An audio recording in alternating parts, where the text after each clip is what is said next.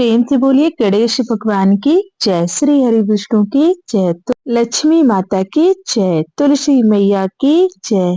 नमस्कार श्रोतागण, भगवान श्री हरि विष्णु की कृपा आप सभी पर बनी रहे।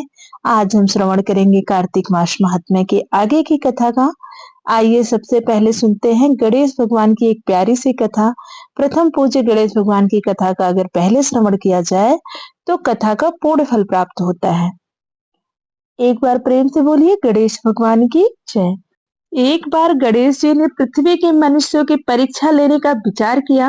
वे अपना रूप बदलकर पृथ्वी पर भ्रमण करने लगे। उन्होंने एक बालक का रूप बना लिया। एक हाथ में एक चम्मच में दूध लिया और दूसरे हाथ में एक चुटकी चावल ले लिए और गली गली घूमने लगे। साथ ही साथ आवाज लगाते चल रहे थे, कोई मेरे लिए खीर बना दे, कोई मेरे लिए खीर बना दे। कोई भी उन पर ध्यान नहीं दे रहा था, बल्कि लोग उन पर हंस रहे थे। वे लगातार एक गांव के बाद दूसरे गांव के बाद तीसरे गांव इसी तरह चक्कर लगाते हुए पुकारते रहे, पर कोई खीर बनाने के लिए तैयार नहीं था। सुबह से शाम हो गई, गणेश जी लगातार घूमते रहे। एक बुढ़िया थी, शाम के वक्त अपनी झोपड़ी के बाहर बैठी थी। तभी गणेश जी वहां से पुकारते हुए निकले, कोई मेरी खीर बना दे, कोई मेरी खीर बना दे। बुढ़िया बहुत कोमल हृदय वाली स्त्री थी। उसने कहा, बेटा मैं तेरी खीर बना देती हूँ। गणेश जी ने कहा, माई अपने घर से दूध और चावल लेने के लिए बर्तन ले आओ। बुढ़िया एक कटोरी लेकर जब झोपड़ी से बाहर आई तो गणेश जी ने कहा, अपने घर का सबसे बड़ा बर्तन लेकर आओ। यह सुनकर बुढ़िया माई को थोड़ी झुंझलाहट हुई, पर उसने कहा, चलो बच्चे का मन रख लेती हूँ, और अंदर जाकर वह अपने घर का सबसे बड़ा पतीला लेकर आई। गणेश जी ने चम्मच में से दूध पतीले में उड़ेलना शुरू किया। तब बुढ़िया माई के आश्चर्य की सीमा न रही। जब उसने देखा दूध से पूरा पतीला भर गया है, एक के बाद एक वह बर्तन झोपड़ी से बाहर लाती गई और उसमें गणेश जी दूध भरते चले गए। इस तरह से घर के सारे बर्तन दूध से भर गए। गणेश भगवान ने बुढ़िया माई से कहा, मैं स्नान करके आता हूँ, तब तक खीर बना लो, मैं वापस आकर खाऊंगा। बुढ़िया माई ने पूछा, मैं इतनी सारी खीर का क्या करूंगी? इस पर गणपति जी बोले, सारे गांव में दावत दे दो। बुढ़िया माई ने बड़े प्यार से मन लगाकर खीर बनाई। खीर की भीनी भीनी मीठी मीठी खुशबू चारों दिशाओं में फैल गई। खीर बनने के बाद वह घर में जाकर खीर खाने का न्योता देने लगी।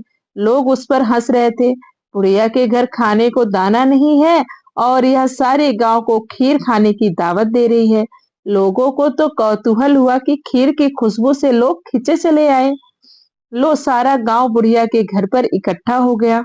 जब बुढ़िया की बहू को दावत की बात मालूम हुई, तब वह सबसे पहले वहां पहुंच गई। उसने खीर से भरे पतीले को जब देखा तो उसके मुंह में पानी आ गया। उसे बड़ी जोर की भूख लगी हुई थी।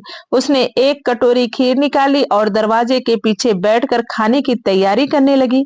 इसी बीच एक छींटा गिर गया और गणपति जी को भोग लग गया और वो प्रसन्न हो गए। अब पूरे गांव को खाने की दावत देकर बुढ़िया वापस अपने घर आई तो उसने देखा बालक वापस आ गया था। बुढ़िया ने कहा, बेटा खीर तैयार है, भोग लगा लो। गणपति जी बोले, माँ भोग तो लग चुका है, मेरा पेट पूरी तरह से भर गया है, मैं तृप्त हूँ, अब तू भी खा ले, अपने परिवार और गांव वालों को भी खिला दे। बुढ़िया ने कहा, यह तो बहुत ज्यादा है, सबका पेट भर जाएगा, इसके बाद भी यह बच जाएगी, इस बची खीर का मैं क्या करूंगी? इस पर गणेश जी बोले, उस बची खीर को रात में अपने घर के चारों कोनों में रख देना। और बुढ़िया ने ऐसा ही किया। जब सारा गांव जी भरकर खीर खा चुका था, तब भी ढेर सारी खीर बच गई। उसने उसके पात्रों को अपने घर के चारों तरफ रख दिए। सुबह उठकर उसने देखा पतीलों की खीर के स्थान पर हीरे जवाहरात और मोती भर गए थे। वह बहुत खुश हुई। उसकी सारी दरिद्रता दूर हो गई और वह आराम से रहने लगी। उसने गणपति जी का एक भव्य मंदिर बनवाया और साथ में एक बड़ा सा तालाब भी खुदवाया।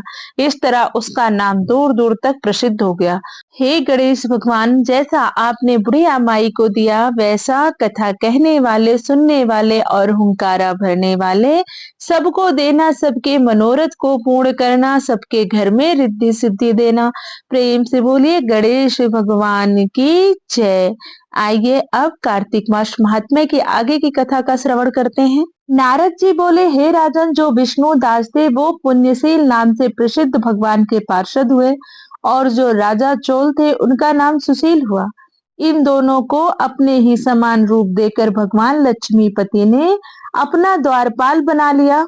तब धर्मदत्त ने पूछा, मैंने सुना है कि जय और विजय भी भगवान विष्णु के द्वारपाल हैं। उन्होंने पूर्व जन्म में ऐसा कौन सा पुण्य किया था जिससे वे भगवान के समान रूप धारण करके बैकुंठ धाम के द्वारपाल हुए?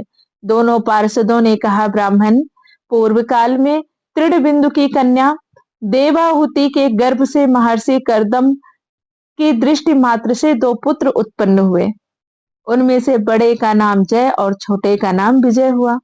पीछे उसी देवाहुति के गर्भ से योग धर्म को जानने वाले भगवान कपिल उत्पन्न हुए। जय और विजय सदा भगवान की भक्ति में तत्पर रहते थे। वे नित्य अष्टाक्षर मंत्र का जप और वैष्णव व्रतों का पालन करते थे।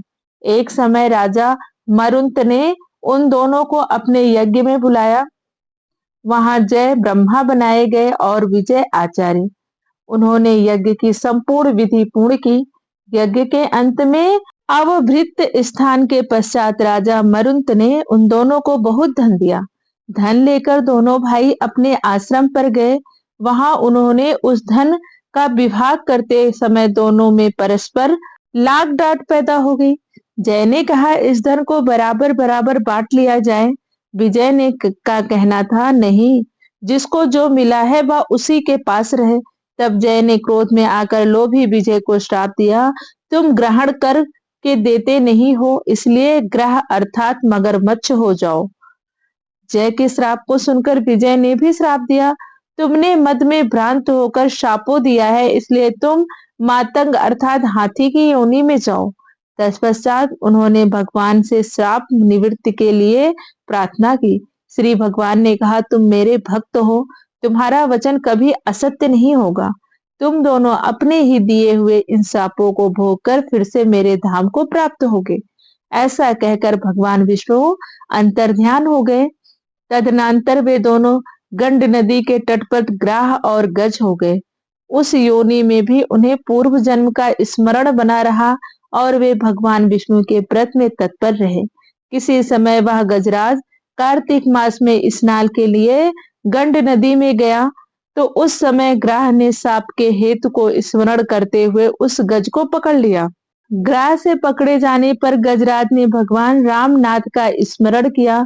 तभी भगवान विष्णु शंख चक्र और गदा धारण किए हुए वहां प्रकट हो गए। उन्होंने चक्र चलाकर ग्राह और गजराज का उद्धार किया और उन्हें अपने ही जैसा रूप देकर बैकुंठ धाम को ले गए। तब से वह स्थान हर क्षेत्र के नाम से प्रसिद्ध है। वे ही दोनों विश्व विख्यात जय और विजय हैं, जो भगवान विष्णु के द्वारपाल हुए। धर्मदत्त, तुम भी ईर्ष्या और द्वेष का त्याग करके सदैव भगवान विष्णु के व्रत में स्थिर रहो, समदर्शी बनो। कार्तिक माघ और बैसाख के महीनों में सदैव प्रातः काल स्नान करो। एकादशी व्रत के पालन में स्थिर रहो। तुलसी के बगीचे की रक्षा करते रहो। ऐसा करने से तुम भी शरीर का अंत होने पर भगवान विष्णु के परम पद को प्राप्त होगे।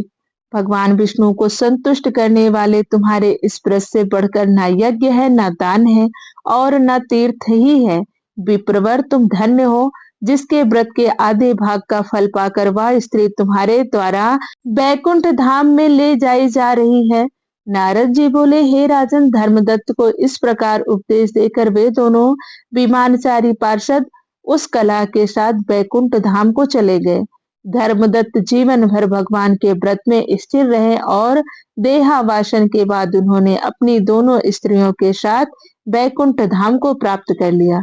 इस प्राचीन इतिहास को जो सुनता है और सुनाता है, वह जगत गुरु भगवान की कृपा से उनका साधिन्य प्राप्त करने वाली उत्तम गति को प्राप्त होता है। प्रेम से बोलिए श्री हरि विष्णु की जय, लक्ष्मी मैया की जय, तुलसी माता की जय। आइए अब सुनते हैं तुलसी माता की पावन आरती। जय जय तुलसी माता, सब जग की सुखदाता वरदाता, जय जय तुलसी माता।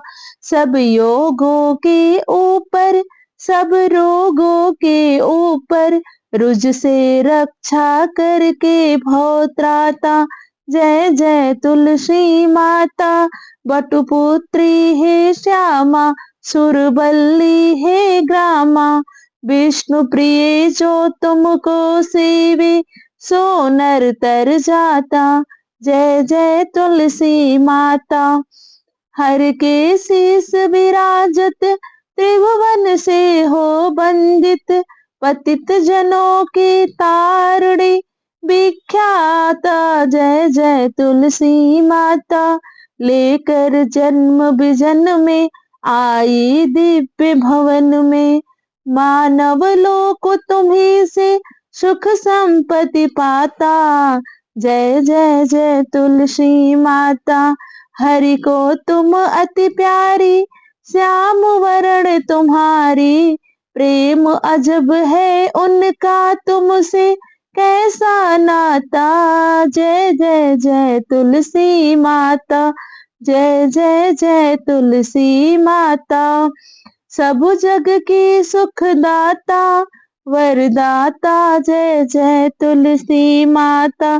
प्रेम से बोलिए तुलसी माता की जय। श्री हरि विष्णु की जय। लक्ष्मी माता की जय।